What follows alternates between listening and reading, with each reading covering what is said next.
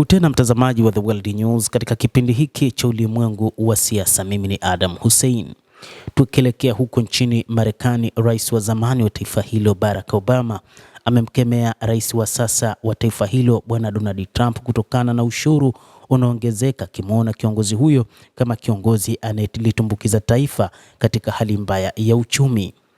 Hata hivyo, kiongozi huyo wa zamani wa Marekani amemkemea Bwana Trump juu ya ushuru unaongezeka kwa washirika wengi wa kibiashara wa Marekani, akisema hautakuwa mzuri kwa nchi. Rais huyo wa zamani amemuonya. Barack Obama amesema kuwa anatiwa wasiwasi sana na sera ambazo kiongozi wa sasa wa nchi hiyo Bwana Trump amefuata tangu kuanza kwa muhula wake wa pili madarakani. Wakati wa hotuba yake katika chuo kikuu cha Hamilton, jimbo la New York, Obama alikosoa sera za uchumi za ulinzi za utawala wa Trump, akisema majaribio kushughulikia matumizi ya serikali, kubana uhamiaji pamoja na matibabu. Alieleza hayo kwa vyombo vya habari. Alishutumu ushuru mkubwa uliowekwa na Trump mapema wiki hii kwa washirika wengi wa kibiashara wa Marekani, akisema sidhani kama tulichoshuhudia kitakuwa kizuri kwa Marekani.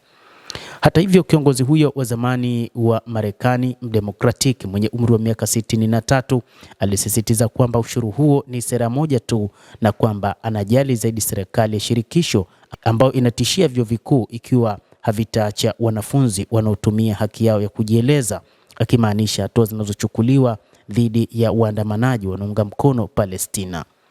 Nchini Marekani kumekuwa na maandamano ya mara kwa mara kutokana na sera za rais wa sasa Bwana Donald Trump. Trump anasema sera zake za ushuru hazitabadilika kamwe na kwamba ataendeleza hicho alichokiamua, na mpango wake ni kuifanya Marekani kuwa kubwa zaidi. Shinikizo la utawala wa Trump kwa makampuni ya sheria na uamuzi wake wa kuwazuia waandishi wa habari wa AP kufika katika ofisi ya Oval unaonyesha aina ya tabia ambayo ni kinyume na mkataba wa kimsingi tuliokuwa nao kama Marekani. Rais huyu wa zamani alisema, fikiria ningetoa kitambulisho cha Fox News kutoka kwa vyombo vya habari vya White House. Ni jambo lisilowaziwa kwamba vyama vile ambavyo viko kimya sasa vingevumilia tabia kama hiyo kutoka kwangu au kundi zima la watangulizi wangu, alisema Obama.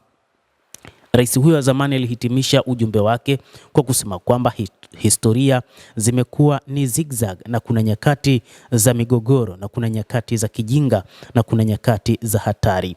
Hata hivyo, nyakati hizi anaziona ni kama ni nyakati za kijinga za Donald Trump. Trump alimsuta Obama katika kilele cha kinyang'anyiro cha kuwania ikulu ya Marekani mwaka uliopita, akimtaja rais huyo wa zamani mcheshi na kusema kwamba anaigawanya nchi kwa kumpigia kampeni mgombea wa chama cha Democratic wakati huo Kamala Harris. Endelea kutufuatilia mtazamaji, nasi tutaendelea kukujuza mengi yanayojiri katika ulimwengu. Jina langu ni Adam Hussein, endelea kuwa nasi, endelea kutufuatilia.